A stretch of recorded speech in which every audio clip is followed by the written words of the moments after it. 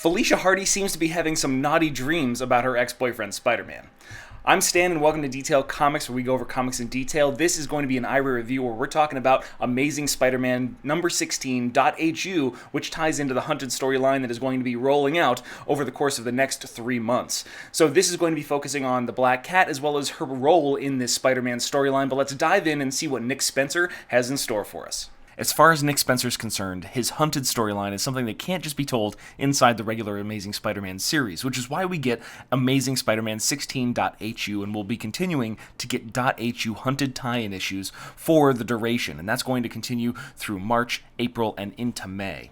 And when we start off on 16.HU, we see Felicia Hardy, and this is going to be a key portion of the actual Hunted storyline because we're eventually going to get a team up between Spider-Man and Felicia Hardy's Black Cat inside whatever hunting ground Kraven has set up. But this isn't necessarily about her capture just yet. This is about something that happened earlier inside Amazing Spider-Man, where Peter Parker actually revealed his identity to his former lover, his former girlfriend. When he made his deal with Doctor Strange to remove his consciousness from the minds of everybody that has become aware that Peter Parker was associated with Spider-Man, which happened around the Civil War era, Felicia was one of the people that had all those memories removed. And while she's making her way through a variety of different scenarios, it looks like she's hunting down all these goons, making her way towards a penthouse, she just sees him fade from her arms as if she didn't even know that he existed, didn't even know that he was a person. So all those memories of them prowling around in the night, the various romances that they had, it just wasn't there anymore. It was like blank spots inside of her life that she no longer knew existed. However, when Peter made things right, a lot of those things kept flooding back to her. So even though they've been broken up, the rekindling of all those different memories, of all those different experiences that they had running around the rooftops, she was a bit of a burglar and then essentially turned into kind of an anti-hero hero as they came into this relationship.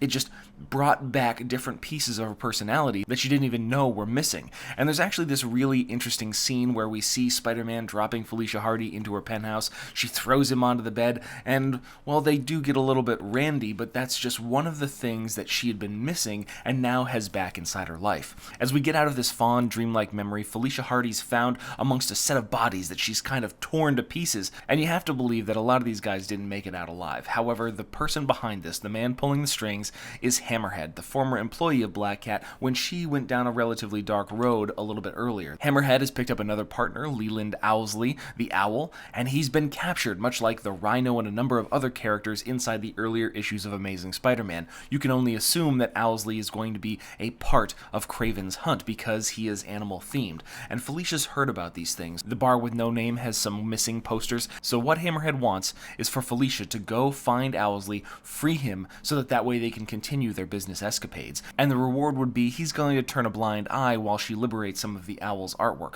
which is a pretty excellent collection. And she knows that the people behind this, Taskmaster and Black Ant, they're going to have an army that Taskmaster's been training, secret squadrons that he's really had control over for quite some time. They're going to be the people that are kind of guarding this situation. And when she makes her way onto this boat, hacking into their system, she goes past the various containment units where you see people in stasis kind of being held there, but they're not the only ones.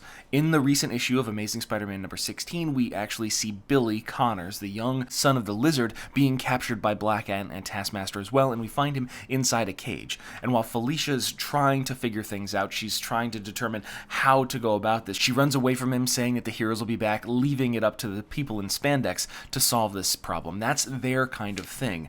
And we get another flashback, which again is a little bit racy, where Felicia's just getting out of the shower, she's brushing her teeth, and Peter has in his hands, oh my god, it looks like an engagement ring.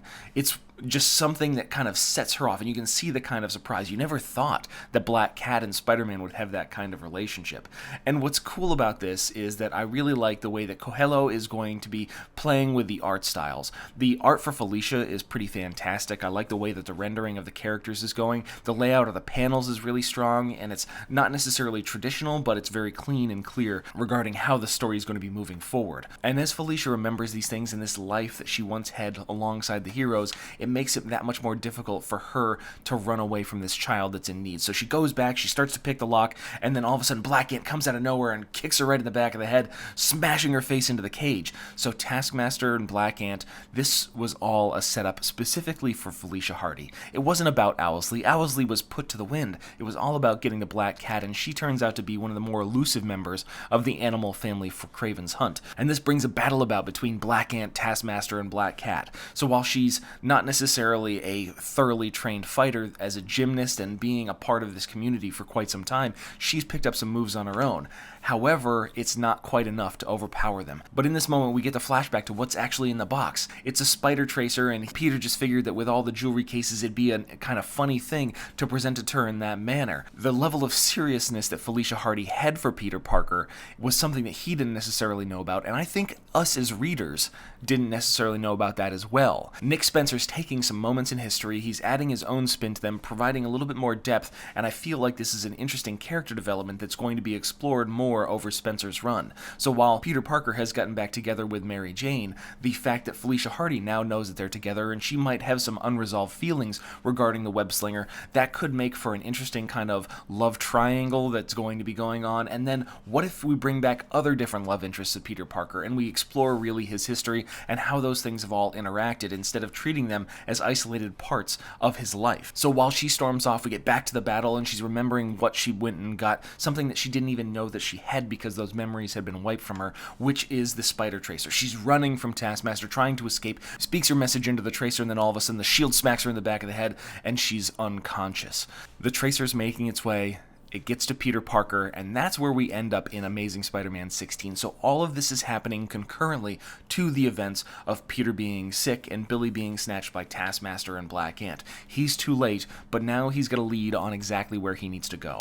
So that's where we're going to end issue 16.HU, and overall Spencer, he wants to tell a lot of different stories, and he wants to figure out how to integrate all these different characters so that way they have meaningful arcs inside the Hunted storyline.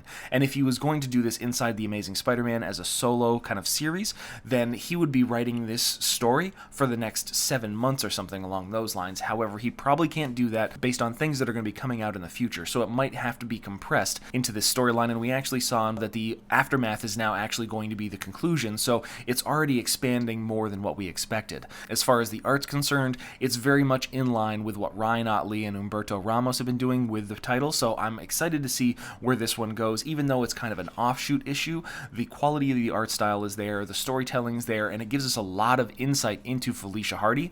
It does feel like Spider-Man's playing second fiddle in his own storylines a little bit right now, but we get tons of Spider-Man stories, and development of Spider-Man characters inside the universe are a little bit difficult when you're not talking about Peter Parker. He usually gets the spotlight, so it's nice to see every once in a while a little bit more emphasis placed on everybody else. But I want to know what you guys think, so hit me up in the comments down below, and we can start that conversation.